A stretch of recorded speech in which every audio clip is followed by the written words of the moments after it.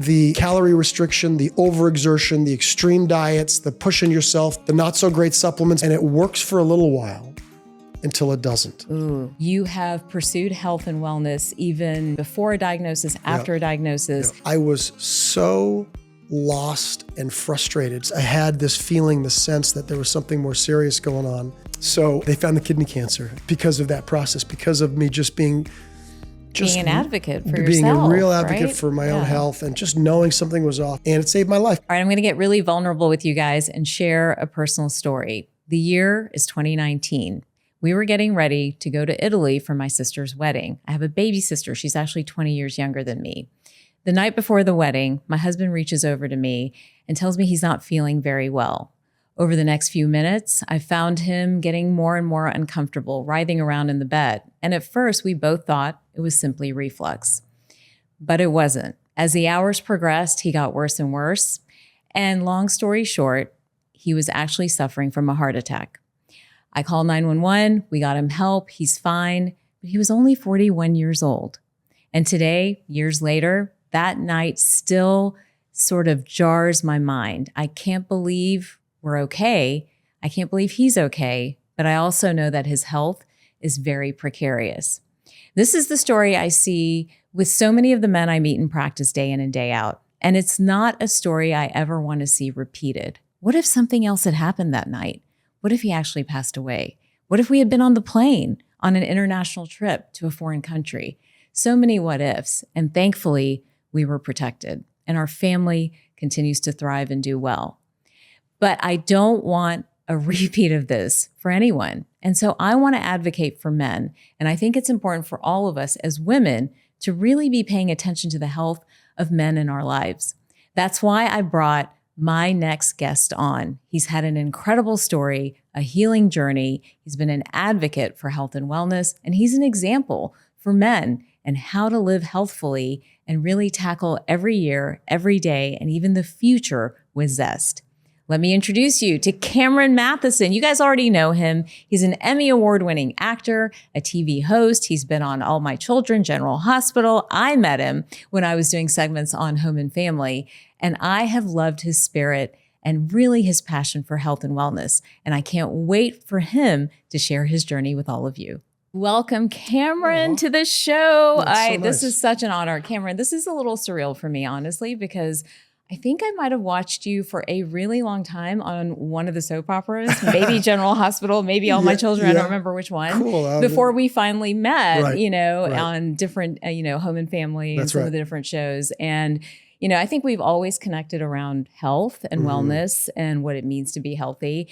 And as I was sort of putting together the show and, sort of visioning what I wanted, you were you came to mind because I feel like you've had a journey.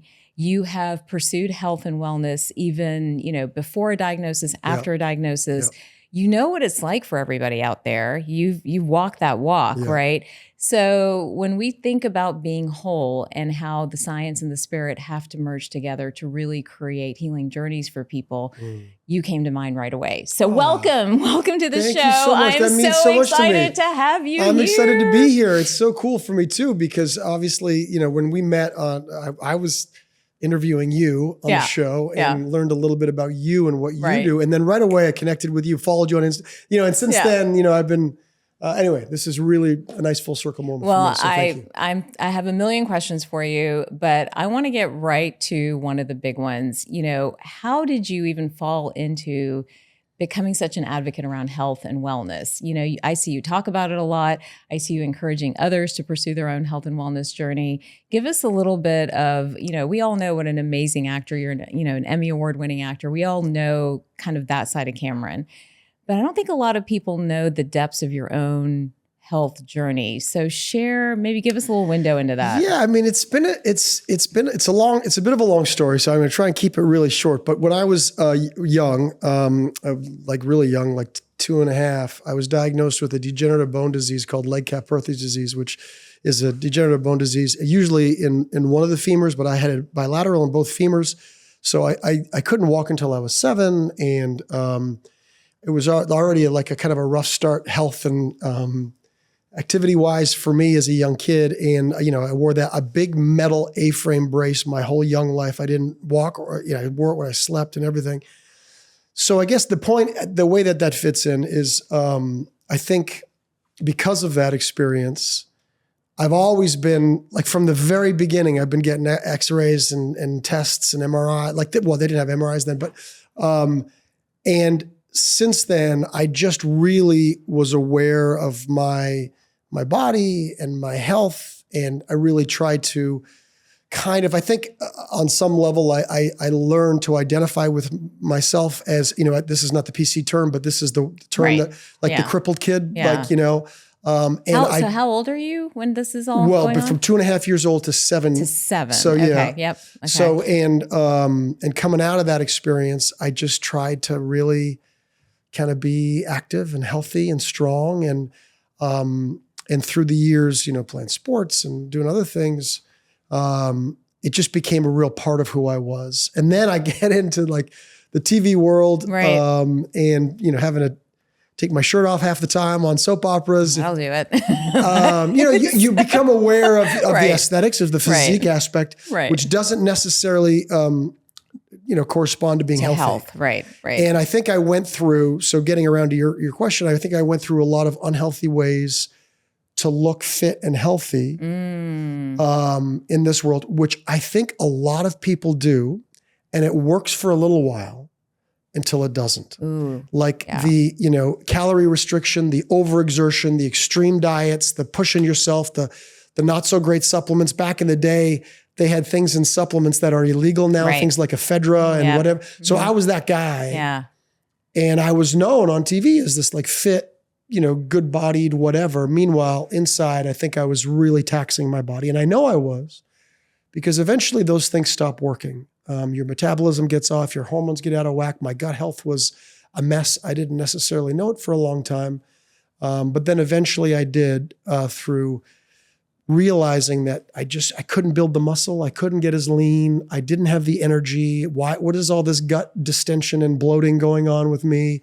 How long? Yeah. So just to paint it on a map because I hear this from patients all the time. Mm-hmm. How long are you at like this, like you think you're healthy, but you're not journey? How long are you engaged in that? Which is right. Like I think we've all, it's actually how I got sick too, getting up to run at 3 and 4 o'clock in the morning to make it to the hospital by 5 and then having Diet Coke and popcorn. And it was low calorie, right? So it was healthy. Right. But like how long were you in that phase, of health where you thought that under eating, overexerting, and what were you doing to build muscle back then? I'm so curious. Like how long were you in that phase? I just didn't know how to build muscle. I just didn't know what I was going to the gym and lifting. There was resistance training, but I wasn't doing it in a way like when your body is overly stressed and your cortisol levels are through the roof and you're not really feeding your body properly while you're resistance training. It's like you're swimming upstream. You're not going anywhere. Yeah. But it was probably, to answer your question, about maybe 15 years of that. Wow. 15 years of that. And it really worked okay for a while, super lean. And the more lean you are, obviously on camera, you look muscular, even though I was kind of shrinking. I've even had executive producers kind of take me aside and say, Cameron, you're losing weight. Oh my gosh. You look skinny, like your neck and your face. Just because I'm lean and you can see definition, the size was shrinking. My parents would say it to me and I would be like, what are you talking about? I'm shredded. And I felt like it was ridiculous. And my body was just under a lot of stress, just very taxing. Were you checking any of that? Was anyone engaging in those conversations? Not at that time. Where's cortisol? Where's your stress? Not at all. I never even heard of cortisol. I wouldn't know. I wouldn't know I wouldn't know anything. I wouldn't have thought, so I should say also through that time, and this is going to, this is going to speak to you, I think. Through that time, I developed acid reflux. So we all know through stress and through different things, as you get older, you start producing less stomach acid. There's a lot of different factors that can play into acid reflux. So I started taking PPIs, protein pump inhibitors, from doctor's prescription and over the counter for many years. And I didn't understand why it was getting worse. I was taking the doctor's advice, and I know it's good advice, and these things can be helpful in the short term. But for 12 years, I was taking this, and it destroyed my gut microbiome. It stopped any acid production in my stomach.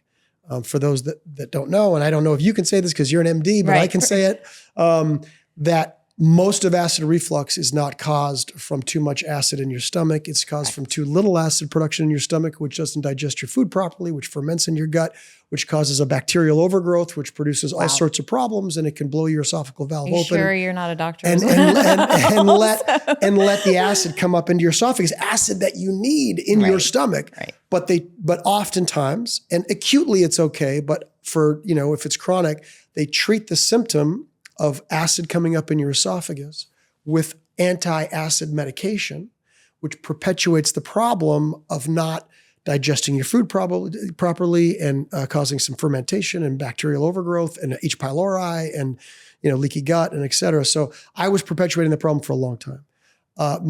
So my point is bringing that into this whole process is I could see things slipping. Like I could see that I could feel not getting nutrient absorption from the food anymore. I could feel like this crazy distension that started happening, like bloating and distension in my gut, where it was never there before over the years. I could just tell things were going wrong. And so I hadn't done any testing. Eventually, the first testing I did was for the acid reflux to see.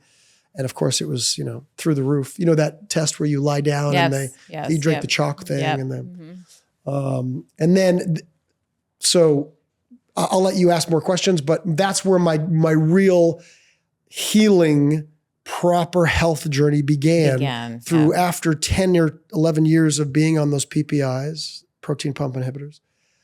I started doing my own research. It didn't make sense to me while I was taking and doing what the doctors were telling me to do, and why things were getting worse, and why I needed then 2 pills a day, and I couldn't go 6 hours without taking it. Like it didn't make sense to me. So I was perpetuating the problem by treating symptoms, and then eventually I started looking at root causes and treating the real problem. I was looking at an interview you did. I don't remember which one it was, but and in many of the interviews you talk about like long-standing abdominal pain. It was there for a very long period of time, right?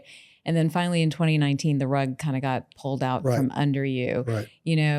I often see this in practice, right? Where there's been this sort of hum of something for a very long period of time. But what happened in 2019? What took place there? Yeah, so it's true. And at that point, I'd been doing a lot of testing, blood work and gut work and different types of hormone testing and things, and nothing was changing. And I was going to see some of the best doctors in the country to try to heal my gut and fix this. And why is my blood working? Why is my white blood cell count off? And I just couldn't figure it out. And it was just, maybe people at home can relate to this too.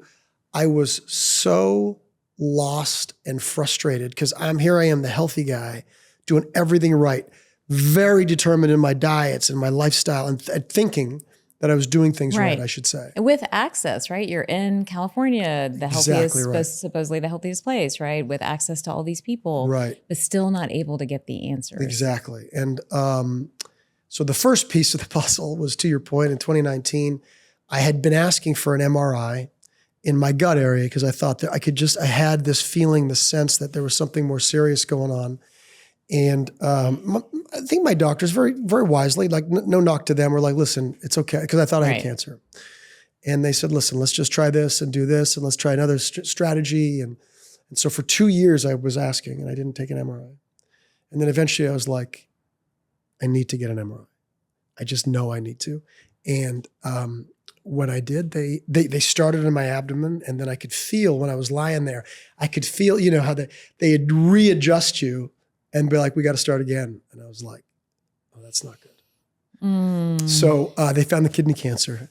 Yeah. Because of that process, because of me just being an advocate for being yourself, a real advocate for my own health, and just knowing something was off and looking at the tests and the blood work. It's not about being out there and being a hypochondriac. Like I really was trying to knock things off, sort of check things off the list before I went to, run off and get an MRI. I got cancer. But eventually it was like, this has to be done. And it saved my life because in a way, I'd like to think it did. It's kidney cancer, and kidney cancer is quite treatable if it hasn't spread. Right. It had been growing in me, they think, 8 to 10 years, just by the typical speed of growth of these tumors and the fact the size of it. It hadn't spread, which for those that have been through a kidney cancer journey, that is a huge deal. Right. And so I like to think, I think the doctors, some of them anyway, feel that because of my healthy lifestyle, it didn't have the energy to spread. Since it was growing for so long, it's rare that it wouldn't have spread, I think. But and so we did surgery, no chemo or radiation necessary. And yeah, it's 5 years now, 5 years plus that I've been Cancer-free. Cancer-free. Yes. So Amazing. so far, so good. I just hate though that it takes a diagnosis, right? Like to really shift course or shift direction. I sit with so many people and we walk that journey for sure. What did that diagnosis do in terms of how you move forward? And what did healing look like for you too? I'm so curious, how did you walk through that? Because so many people, first of all, intuitively, think something's going on, finally get the confirmation, and then it's scary. And it's scary to walk that journey. So curious how you crafted your own journey, who was there kind of standing by you, how much did community matter? Give us a sense of what that looked like. Yeah, those are all really good questions and really good points for something like this for anybody that's been through it. First of all, I think the first thing that went through my mind obviously was fear. Like I didn't know what a kidney cancer diagnosis meant necessarily. As far as the big picture of things, I thought about my kids. I thought about my life. I thought about, I literally in that moment where I got the phone call, I hope nobody has to feel this. Like it actually felt like things slowed down and everything peripherally went out of focus. And it was just like, and you're getting the call and you're finding out that you got cancer. It was so surreal. Because even though I asked for the MRI for a couple of years, I didn't really you don't really believe it, at least I didn't. And then when it came in, I'm like, this is real. And so that was the first step and the second thing that came out eventually when I had to kind of discuss it on Home and Family was I was a little embarrassed. Like it feels like failure, right? Yeah, a little bit like, I'm this guy that's supposed to be like super healthy and fit guy. And obviously that doesn't necessarily matter. And also I was doing a lot of things wrong. And so I had that aspect to it. I immediately, told Vanessa, and she and I kind of worked through it together. And I found a great doctor at USC Keck, Dr. Indabir Gill, who's one of the renowned urologists in the country. And I just happened to get like a slot with him. And he was amazing. So again, to your point, so lucky. You're in a place where I've got insurance, I've got a great doctor, I've got all these connections. And that's one of the reasons that through this, and we'll get to this, that it was so important for me to spread awareness for being your best advocate, your own advocate for your health, catch it early, because not everybody has all the great conditions, and the earlier you catch it, the better. But super grateful. And then that community, my community at Home and Family, and then going around and kind of spreading the word a little bit helped me kind of, I don't know. I never imagined getting the feedback and the support through social media, et cetera, that I did.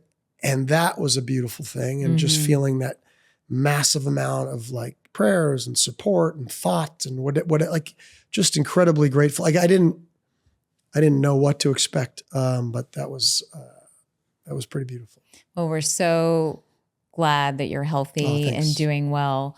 But I know it shifted your mindset, and I know it shifted sort of what you want to do with health. And I think you used a functional health coach in the process too, right? Yeah. How did that introduction happen?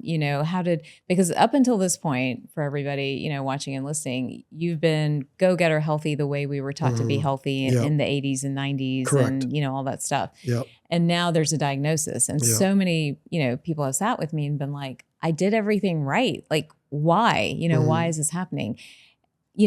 I think that at that point, you probably made a turn in terms of the things that you were interested in or how you pursued health. 1,000%. Tell us a little bit about that switch, because it's, so fun. It's not fun. That's not the right word, but it's so interesting to watch people's journey in this, because at first they're so skeptical. They're so like, okay, what is all this? What's inflammation? What's the microbiome? There's a lot of skepticism with it. But I hate that it takes a diagnosis to make people enter this world. How did you enter the world? It's such an important thing. It's so great that you're out here kind of spreading the word on all this. But I even after the surgery and the diagnosis, I would say several months after that, maybe even a year, more than a year after that, I was still trying to do it my own way. Right. Obviously with doctors and things that to help me. Right. But sort of piecing things together and social media, and I have to tell people that's a really hard way to do it. Yes. Just taking little bits of this and that and not knowing it was a very, very difficult and maddening. I was at a loss again. And this is after my cancer surgery. I had a high level of environmental toxins and other toxins. I had mold exposure. My gut microbiome still was a disaster. Literally I'll get to this coaching company who's seen thousands of GI maps, which is a test of your gut. They said mine was in the top 3 worst they'd ever seen. It was really messed up. My hormones were out of whack. My blood sugar was high, even though I was on a super low carb diet. So my blood sugar being high, even though I'm eating very, very low carb, is an indication of a metabolic sort of just being unhealthy metabolically. Sorry. There are all these factors and they weren't changing. And I was at a loss, and my neighbor was working with this functional health coach. And I'm like, had you even heard of functional medicine? No. I mean, functional medicine I had. I was working with functional medicine. I was working with MDs and NDs. I was doing all of that. Yeah. And that was super helpful. But functional health coaching, I was like, I don't need a coach. Right. Look at I hear that all the time. Yep. And honestly, it was the biggest game changer by far. So a functional health coach is literally, it's probably very in line with all the things that you do as well, but they look at things from 360 degrees. They're really only concerned with the root issues. Obviously, like you mentioned, inflammation, microbiome, hormone balancing, blood work. They even look at gene testing, and they look at all the different things, but it's not like they start with all that. It's the first time in my life so I had a Zoom with my coach. His name's Alan Kress, and he's my guy. And Vince Pinstick, who he worked with, who I'm now working with as well. We'll talk about that later. But Alan was on a Zoom, and I literally got tears in my eyes because he was saying the things and hearing me. And he's like, I can guarantee you that I got you. If you follow my protocol, I guarantee that your inflammation is going to fall off your body. I guarantee that I can balance your microbiome, get your hormones in balance, and your blood work, your blood sugar is going to go from 120s to 79, low 80s, and you're going to be eating 240 grams of carbs a day. Wow. And I was like, that's impossible. Wait, how many grams of carbs were you on? 30. Oh my gosh. Wow. Chronically. So again, low carb diet can be very nice as a tool. It's great to get your body to be metabolically flexible, using carbs as a fuel, using fat as a fuel. That's beautiful. But you were stagnant. But I was, exactly. Okay. It's extremes. It's about the extremes. Right. It's about sort of some middle ground. And I just didn't have any of that. Right. So the first thing he did was and it was during COVID, and I had to do a Christmas movie up in Canada, and I had to quarantine myself for 2 weeks. And he's like, these 2 weeks, no coffee, obviously no alcohol is not a big deal for me. I don't really drink. And really nutrient dense foods. He brought my fat levels down, started getting me carb adapted, really good. And again, I was on 1 or 2 meals a day, fasting like crazy, which of course is a beautiful thing, but I was again, extremes and nonstop. And it wasn't, so he was 5 small meals a day. So it's easy on your gut, easy to digest. I was big meals, 2 a day. And he incorporated carbohydrates, rest and digest phase, no working out, just walking. And I'd never heard of that. I was like, what? Rest and digest? I don't need to rest. I gotta go. I'm on camera. He's like, you gotta shut it down. Your cortisol, because we didn't test, but he's like, I know your cortisol levels are through the roof. And so 2 weeks of that, which was really hard. First of all, I was a massive coffee addict. So anybody that's, obviously that was my one vice. I knew it wasn't great for me, but anyway, so But off coffee. Coffee, just, just to not park here, but coffee does mess up the microbiome. Especially when I you're hope drinking my it on an husband empty is stomach, watching. empty stomach, right Yeah. out of bed in the morning. Yep. Like if you're going to Horrible. incorporate coffee, the three main things are try to go like hour and a half before you have it. Try to have something in your stomach Right. before you drink it, and make sure it's like really good quality, tested and organic and all that. If you do that, it's not going to Right. It's not that bad. But if you come out of bed and you're exhausted and the first thing you do is like pound coffee and then Right. use it to wake you up, and it's just an artificial kind of stimulant of your cortisol, and Right. it's that every once in a while is fine. But if you're doing that day after day after day after day, you get into a bad Right. state. So anyway, I did this rest and digest phase, started incorporating carbohydrates. My blood sugar wasn't coming down. It took, obviously my body needed some time to really heal. It was like healing your body, feeding your body, and then feeding me up with all these unbelievably nutrient dense foods. Obviously we've heard eating the rainbow, maybe at the time, it was very Mediterranean style diet, Right. like white fish and clean proteins, mostly, veggies, some low sugar fruits, and really just kind of breaking it up. And then didn't take long, I would say, after the 2-week flush, and then start incorporating light workouts, never to failure initially, like really letting your body heal and working your way up. Then all of a sudden my body started to respond. Inflammation started falling off. I started, my gut distension started coming like nice Wow. and flat. I started feeling like I literally felt like nutrients were absorbing. I was using a lot of supplements too. I was using something to help my cortisol at night. I did a whole cortisol reset.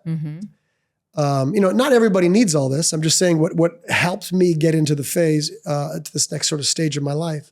So this is all working with the coach. All right? working with This the is coach, not- very laid out. this So, is okay. so functional health coaching, Right. looking at lifestyle, like really deep, thorough lifestyle changes, looking at things like hormone balance and gut health and supplementation, following your training routine, following your rest, prioritizing things like sleep and drinking water, like really doing it. Right. We hear these things Right. on little Instagram, like top Right. 5, but like making you a real schedule and incorporating it. And then eventually, after some testing, to check you, like a very elaborate hormone test called the Dutch test, which I know you know about. Most people don't. They just do blood work, and blood work is great, but it's just a moment in time.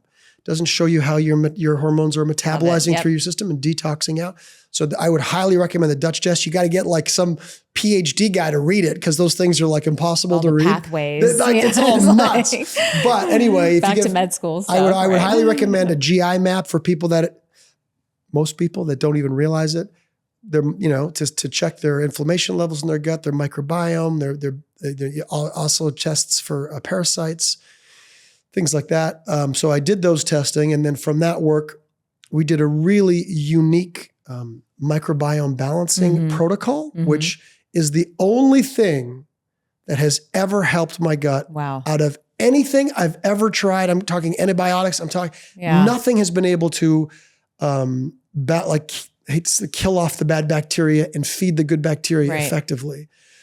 I don't know how much this is boring, and you can cut this all out. Do you want to hear the protocol? I want to know, because No, this is the only thing that has. If you looked at my GI map Right, now, this is the right. gut test. You look at my GI map now Right. and my GI map before, Right. you'd think it was a different person. Wow. I have never, and I'm talking about 12 years of trying things for my gut. Right. Because remember, those protein pump inhibitors Yep. destroyed my gut, destroyed the acid production, bacterial overgrowth, leaky gut, strong H. pylori, All of that, parasites, because, it's like your immune system is screwed, and that affects your energy, that affects your cognition, that affects so many things. Gut is ground zero of health. We've talked about that over and over again. Chinese medicine talks about that. That's where Absolutely. you begin, when it comes, and even that low white count. And this is, again, why we need everything to marry each other. Like that low white count. Yeah. For anybody, watching or listening, that's a sign of inflammation. If you've got a low white count, it's time to start like pursuing it.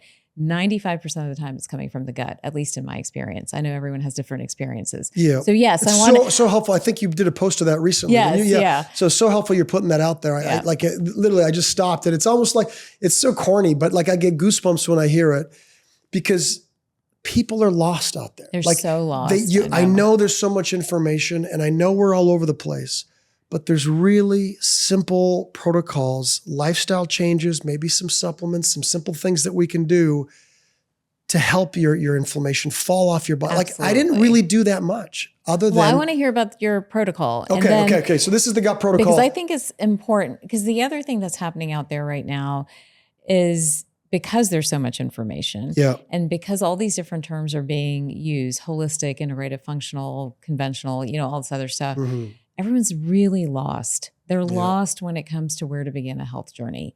And sometimes they're overdoing it, right? Like they have these protocols that come in and I'm like, I don't know how you're keeping up with this. Like I couldn't keep up with this, Well, exactly. And they're probably on 900 calories a day and they're working out 6 days a week. And even my friends that I work with on TV, because TV, you're on, they just, I'm gaining weight. I got to cut more calories. And then 4 months later, I'm gaining weight on that calorie. I got to cut more calories. Your metabolism adjusts. Yes. You got to keep kind of changing it. And that's one of the things that these functional health coaches that I'm working, they really understand the metabolism. They really understand. They work with extreme cases usually, like bodybuilders, like power athletes, high functioning people, people that are on the go, fight or flight nonstop. So they really understand that you got to feed and heal your body. Then once you get to that place, you can start working on maybe cutting down and like losing some fat or building muscle or whatever it is. But first, for most cases, it's some lifestyle changes, it's some rest,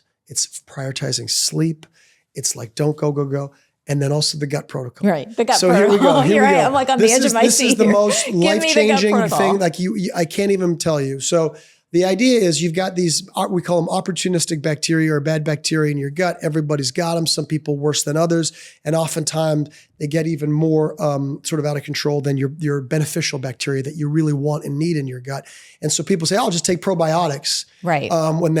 Oftentimes I would say like, I don't want to throw a number because I don't really know, but I'm going to say like 85% of the time, that's not going to work. Like your bad bacteria is very strong, very tough to get rid of. They're so much smarter than you think they are. They have something called a biofilm around them, which is a protective layer. It's like their armor. So even if you're taking like a prescription medication, try and kill them off, or antimicrobials, they're like laughing at you. They can, and I tried that for a long time. So I know, like I followed protocols. You walk the walk, So the protocol is a 3 low carb day, 3 high carb day. The low carb day, and this is why people on keto or carnivore feel good in their gut for a little while. They're like, I fixed it. I fixed my gut. And then they slide. You're just sort of starving them. They're just going into hibernation. The bad bacteria likes carbs. So if you're low carb and you're like, I feel so much better. My gut's flatter. That's amazing. But you haven't got rid of anything. You're not doing any kind of a kill off. As soon as you eat some carbs again, you're going to blow up. And you probably know that from home. So anyway, 3 low carb day. And you take maybe some good simple probiotics during those low carb days, but you're starving the bad bacteria. They're getting hungry. And then on your 3 high carb days, 30 minutes before you eat, you take a biofilm resolve. There's one from NewFX formulations, which is really effective. So that biofilm resolve on an empty stomach before you eat helps break down the biofilm of the bad bacteria, the armor. Then when you're eating, and then 30 minutes later, you have your carb meal. And in your carb meal, the beginning of your carb meal, you have these antimicrobials snuck in the carbs, things like colloidal silver if you get to it. NewFX also has something called Gut Defender. ADP is a great version of oregano oil that will help you. There's some garlic ones. There's things called FC-Cytal. And you don't want to take them all at once. So with a functional health coach, you'll pulse them. Like you'll do a month with this protocol and then you'll change it because the bad bacteria gets used to those. You got to keep surprising them and coming at them from different sides. They're so smart and so tough to get rid of.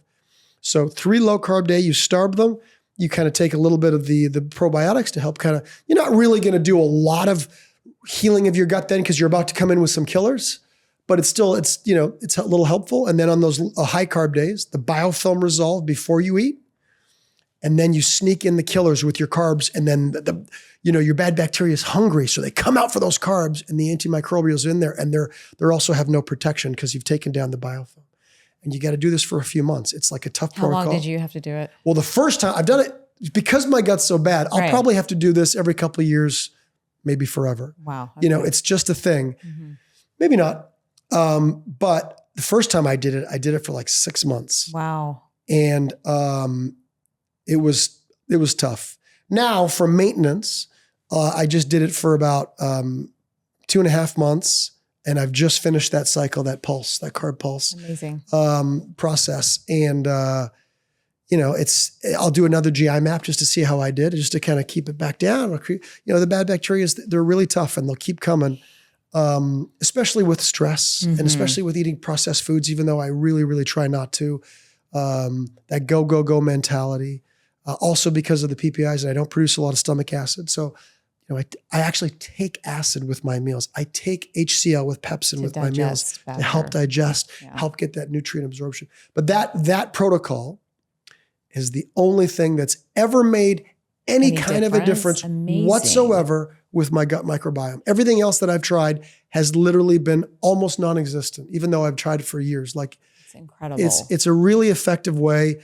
Maybe we'll be able to put like a link to my Instagram if you have an issue. Definitely. I don't want it to get anything from this, Yeah. but like I can help guide people to people that can help them with this. Right. Or I'll eventually, once I kind of get my own little thing going called Health 360, I'll have links and I'll have information and I'll have posts and I know you do as well, but it's been a game changer. It really So has. to stay on this, and we're Sure. going to geek out just for a second more, Sure. and then I promise we'll talk about some other stuff. But, as you've done this protocol and fixed your gut, what happened to the rest of your body? What happened to inflammation and hormones and cognitive health and all? Like, what else did you see? That's a great question. That's a great question. And I will say after that pulse program, you go through a real gut healing program, right? Like gut tissue repair, you start feeding with more probiotics, because then you really can benefit from getting some good bacteria in there and healing your gut lining and stuff. Because it's a tough, I just want to make sure that you say that, because that's when you add in all the things that you hear on, then your body can take it and you can thrive. Right. So the things that I noticed for sure, most importantly, is how much flatter my stomach is. Which everyone complains about. Everybody complains about. And there's the sort of like, there's fat on your stomach, then there's sort of bloating, and then there's distension. So all three of those I noticed went down. So, a tighter, leaner abdomen, which probably has to do with more, anyway, but other things, but then less distension, less bloating. I noticed absolutely inflammation, energy. Like sometimes I have trouble falling asleep at night. Like I'm just awake. Wired. Yeah. I used to pass out on the way home from Home and Family. I used to have to pull over because I was going to fall asleep on my way home. I had no energy. I'd come home and Vanessa would say, like, you give yourself all the work and you have no energy for me. That all the time. And all the time. And it's true. And she's right. Yeah. I mean, I didn't know why. And now it's just like I feel like I'm a different person. I'm like a 25-year-old guy. Like, and so yes. And then the other thing that I really keep a close eye on, and I know you do too, is my blood sugar levels. We all should. But my blood sugar is regularly in the low mid 80s. So oddly enough, healing your gut, reducing inflammation, lowering your stress, taking a break from coffee for a little while, all these things for me definitely were things that helped my blood sugar be at a good place. And I'm talking about now right now I'm at a protocol where I'm eating about 280 grams of carbs a day. Wow. Much better. And I'm waking up than the 30. I'm waking up in the morning and my blood sugar is, 79, 85, sometimes 90, 92, but like much. Yeah. And meanwhile, I'm having tons of carbs. So, carbs can affect it for sure. Like when I do my 3 low carb days, my blood sugar comes down. Right. And that's what you want to see. You want to be able to be like higher carb days, maybe your blood, maybe not, but on the low carb, you want your body to be responding to your diet. You don't want to be like, oh, I've starved myself of carbs for 5 days and my blood sugar is at 125. Right. Something else is going on there. So yeah. So much of our mentality is like all or nothing. And that whole idea, there's so much in what you said. There's the idea of metabolic switching. There's the idea of diet switching and cycling. There's the idea of carb cycling, but bottom line, I think, there's so many stories here, but I think bottom line is that we have to be a little flexible. It's not all or nothing. We have to have a little bit of rotation, variety in our lives and our diet. in our exercise and all of it. And I think, everybody just wants that one formula and wants to be married to that one formula and thinks that that's going to work for everything. And I it's love simply not that. true. And there's so many benefits from some of the things like you might be watching and be like, oh, I'm a keto person. It's changed my life. And I totally get that. I still say you got to forget about me. The experts still say, cycle in some carb days, some refeed days, change it up, like you say, to help that metabolic flexibility, burning carbs as fuel, burning fat as fuel. Like it's all so important. And yeah, but you're right. It's the extremes and sticking to one thing. And very much. And here's an area for me that I think this is what lights me up and keeps me going, honestly. We do all this work. You've done all this work, on the physical body, right? And on trying to get all these different things balanced. You've already talked about energy and how you've seen an increase in energy. I hear that, by the way, all the time. I experienced it personally, even in my own marriage, where one partner is simply not healthy, right? So they're not able to run or function at the same level as the other. And that can create, some sort of dynamic. I had a dad on the phone, or I had a visit with him recently, and he was just like, I'm wiped. He goes, I get home, I'm wiped. And my wife is cooked this incredible meal and needs help. And he goes, I can't, I'm wiped, So for me, one of the biggest motivators for me is being healthy is not just about getting all the data right and being free of a diagnosis. It's also how you're going to show up, how you're going to show up as a dad or a partner or a colleague or whatever it is that you're supposed to do in your life. I love this. You talked about energy. What else did you see as you've moved through this journey, this incredible journey, which I think is such a story in itself, but what else did you see when it came to your life and what you wanted and what you wanted it to look like? Yeah, it's, it takes you to kind of bring that. It's so important. It's so important. I'm glad that you kind of brought that in. So, absolutely, the most important thing, obviously, is being there for people and being present and having that connection. And I think you are a big believer in this too. And I'm talking a lot about the body and the the systems and all that. But so much of my practice, it's embarrassed that I haven't mentioned this yet, is the work on just my mind, on my attitude, on my love, on my compassion, on my generosity, on my selflessness, on my on my peace of mind, on my clarity. I work and have been through all this for almost 20 years. I'm a big meditator, and a lot of people hear meditation, they'll be like, I can't meditate, I'm too busy, whatever. And it's not some sort of fluffy thing where you escape from reality. You can be involved in meditations that literally going to the gym, help you grow your inner qualities, help you grow your ability to care about others, help you grow your ability to consider others to be important and their desires and their interests to be. You can meditate on these, and those are minds of love and compassion and your mindfulness. And then of course, when you do that, you can bring it into your life and your work, and things can get better too.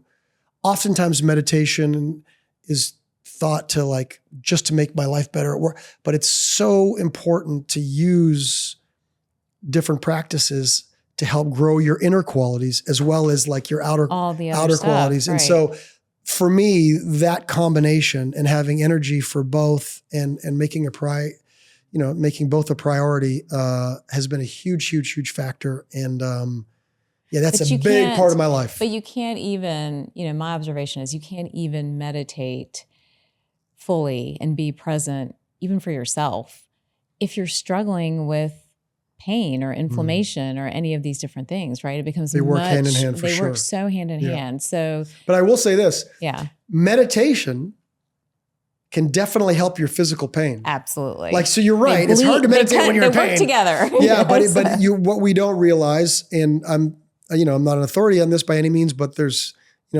centuries of people have been talking about it, that how much of our back pain, of our whatever pain, has coming from stress, is coming from, and then through meditation and through understanding and being able to sit with it, you can feel it fall away. Right. You can feel it disappear, which is proof that it's just the mind-body connection. It's very, very, very important. So it's yes, you can grow your your inner qualities. Maybe you want to become less angry. Maybe you suffer from addiction, and you can work on these things through the mind, through meditation, but also it's going to help your body. It's going to help how you feel, for sure. I am such a believer in that. And I think that's, I talk a lot about science and spirit, and you're such an embodiment of that. I feel like you know the science, you've pursued it, and you pursue the spirit part of it too. And that's really what I think makes people whole. We need both to really be present in our lives. So, we've heard this incredible health journey that you've been through, how kind of the functional health coaching made such a difference for you. Yep. When you look back and you look forward, what was the biggest thing missing when you look backwards?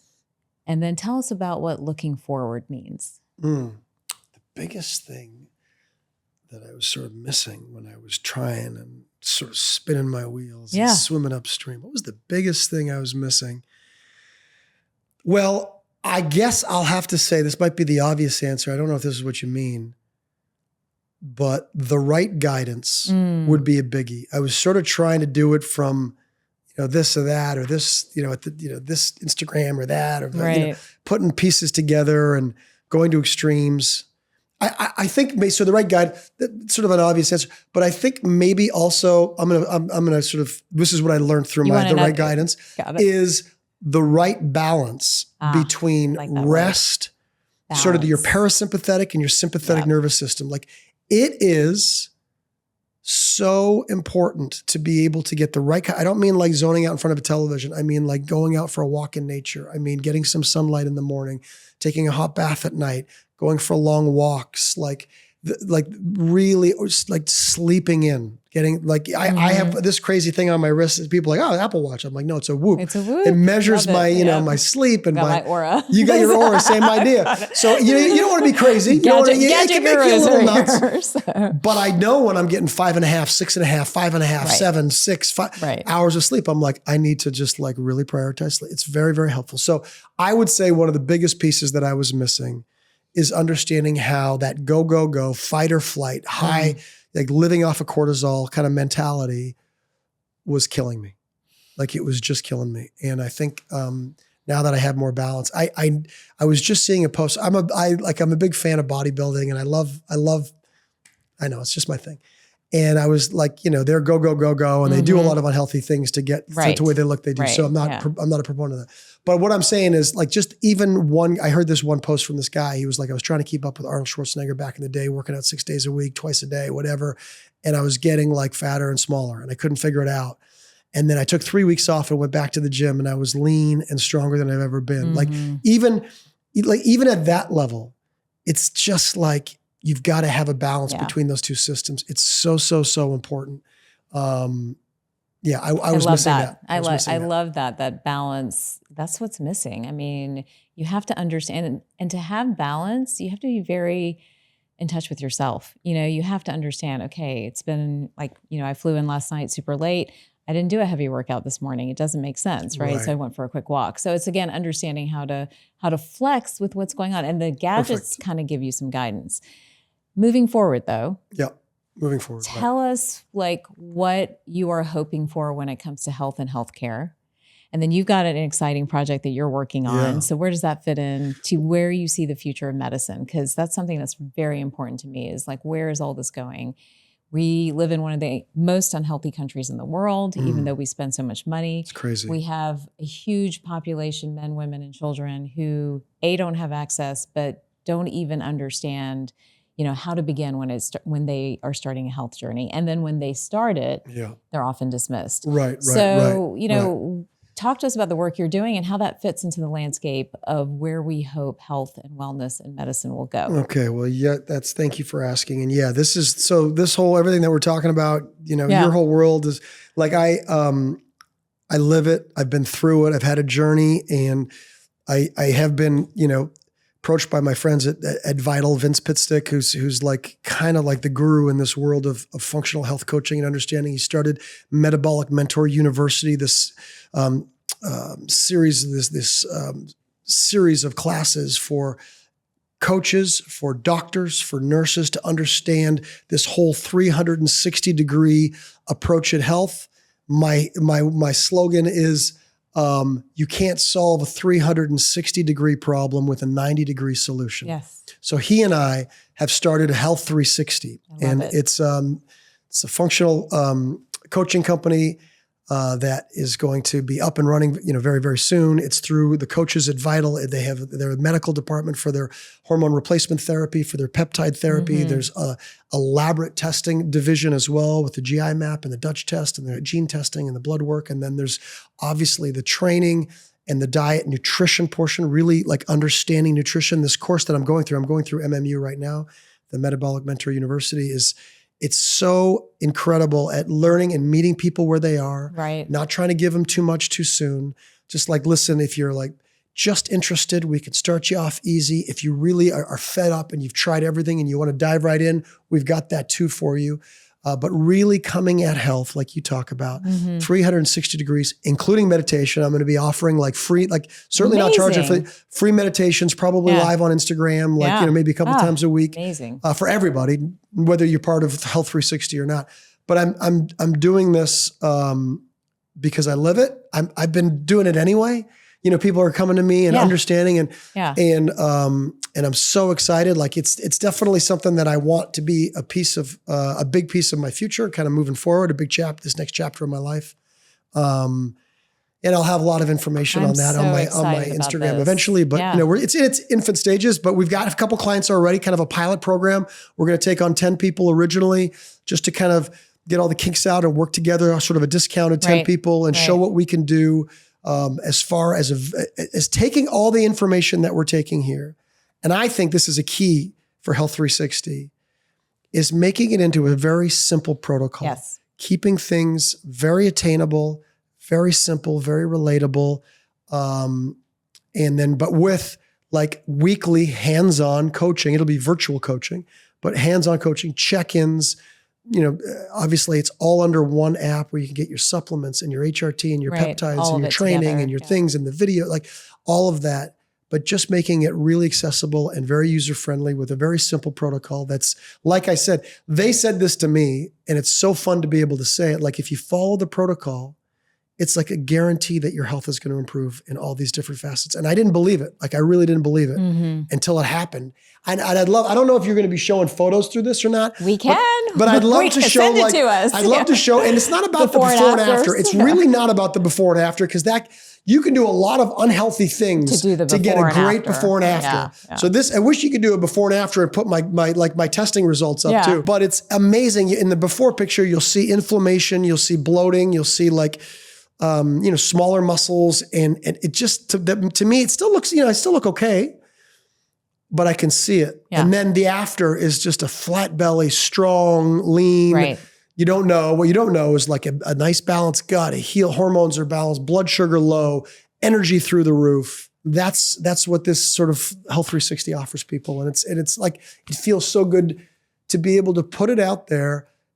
If it's things that you guys struggle with, of low energy and gut health and hormone imbalance and maybe low sex drive and maybe metabolic or blood sugar levels, or things that that are trouble for you, this would be so great and helpful on any level. Because I know it's hard. Like I remember, like I said, being in tears, being at like, what I don't know what to do. Well, one of the things you and I haven't talked too much about is the way, the reason we have these journeys, the reason I had the journey I had, the reason you do, the reason, all the patients that we see have had these previous journeys is because the medical model today is not really set up to dive into this, right? Like it's sort of kind of over here on the periphery a little bit. And so one of the biggest challenges for both the doctor and the patient is that while both want to engage in this conversation, right, there's not the opportunity in a medical visit that's 10 minutes long at most places, 15 minutes maybe at the max. And there's not been the training for the physician, honestly, to understand how to put this together and to be that guide, right? Like, for so many people, it's like, I say it in my head, I don't say it out loud, but it's like, I wish I'd seen you 10 years ago, But until that model changes, functional health coaching, any way you can enter, I would say, this journey of Yeah. healing yourself and understanding sort of the roots of what's going on with you that ultimately are going to change the course of your lives, to me is amazing. And I'm going to be cheerleading all the way thank you. and Yeah. supporting, because I just think it's so critical, because I know what people go through. We've been through it. You've been through it probably even more so than me. But people need resources. They need help. They need someone to kind of hold their hand and walk them through this, because it's too hard and it's too expensive and it's so confusing to do it on your own. So really is. I'm excited about this. I can't wait to see Oh, what that's nice. develops Thank you. out Yeah, of it. I'm excited too. You know, and one more thing I think Sure. it's really important that we touch on. I know we're coming up on time here, but men. You know, women are really dialed into the conversation. Most women are dialed into the conversation around health and wellness. Some of us are forced to be dialed into that because we go through all the shifting, right? We have Yeah. a cycle, then we don't. We're pregnant, then we're Sure. not. We're breastfeeding. I mean, like we're doing all this stuff all the time. Mhm. You know, men don't have those clear boundaries and benchmarks, Yeah. and oftentimes don't pursue a lot of this information and don't pursue a journey, a health journey, True. until, of course, someone forces them, or, they have to have a day of reckoning, so to speak. What would you tell the men watching, or the women who are concerned about their men? What would you tell them when it comes to this information, this journey, piecing it all together and really getting a plan that works? Yeah, I love that. And I think you're right. I think a lot of guys, I don't know. Maybe it's not cool. I don't know. I don't know what's sort of keeping people back from wanting to really kind of just give a little bit of time to it. What I would say to the guys is, I would say it's not hard. It can be simple. that. It can be simple. Simple changes can make a big difference. And regardless of if you're proud of your pot belly and your ability to drink 20 beers yeah, under whatever. the table. Oh my God, we said the same thing. But listen, nobody's gonna. Well, maybe we'll stop a little bit of that. Right. But generally, it can be really simple, slight changes. It's gonna make a big difference for your longevity. Like, you want to be around, you want to be healthy. You don't want to be like. So I'm a 55-year-old guy. I swear to you, The proof is in I the pudding. swear I'm not just saying this. I am stronger Yep. and healthier, from a hormone point of view, from a blood sugar point of view, from a gut health point of view, from all of inflammation, than I definitely was, for sure, without a doubt, when I was 30 years old. Like, Oh, wow. like it's an incredible, it's possible. And it's not that hard. And you can make simple changes to be young, to feel young and energetic, and have vitality and energy in your life, into your 50s and your 60s and your 70s, for sure. And I'm not just a guy who's genetically kind of like, oh, here, because that's sometimes the case, and good for you guys, Right, whoever you are. right. That's amazing. Brad Pitt. It has No. been, I'm sure Brad works hard too. I'm But kidding. I don't know. I don't know Brad's team, but it sure looks like he makes it easy. Right. He sure seems like he makes it easy. But for me, it's been hard because I've done a lot of the wrong things. I've tried this, I've tried that, and you and I found this path, this process that makes a big difference, and it can be so simple. You can be all in, or you can be partially in, and it's still going to help. And that's what I would say to the guys. I'd be like, gosh. and you want to be around. You want to be around to play with your kids, and you don't want to have like aching knees. I remember at Home and Family, so this is the show that I was a co-host where of, we and met. when we first met, Yeah. and the seats were so low, guys, on Home and Yes, they Family, were, yeah. that my knees would ache because they were so bent that I was doing so at Home and Family, I was like kind of a mess, and my knees would ache interviewing, and I'd have to get up and stretch. Like, I didn't want to be that guy. Yeah. Now I'm like doing low squats with 225 pounds on the barbell, and I'm flexible, and I have no joint aching. And I mean, I like I mentioned my hip issue as a kid. They told me I was going to need hip replacement surgery like 4 years ago, and at the point now, I've got no aching there, and I'm just trying to prolong it. It's definitely going to come, but I'm trying to prolong it as long as I can. Like, there's ways to avoid bringing these aches and pains and low energy and all the things, low sex drive into your later life in simple ways. That's what I would say to the guys. I think it's incredible. And, this hasn't really been about aging, but I think all of us have so much more we want to do, even if we're in our 50s, and so we want to be vital. And then, the other point for anyone who's younger watching is that younger people are sicker. they're actually experiencing Definitely. inflammation. Guys are experiencing inflammation, low sperm count, low hormones, all. For sure. I've been practicing for 15, 20 years. Like, I'm seeing it more now than I did in the beginning of my practice, where young men are really struggling too. So I want everyone, I know I talk about women a lot, but I want everyone really on this train of pursuing,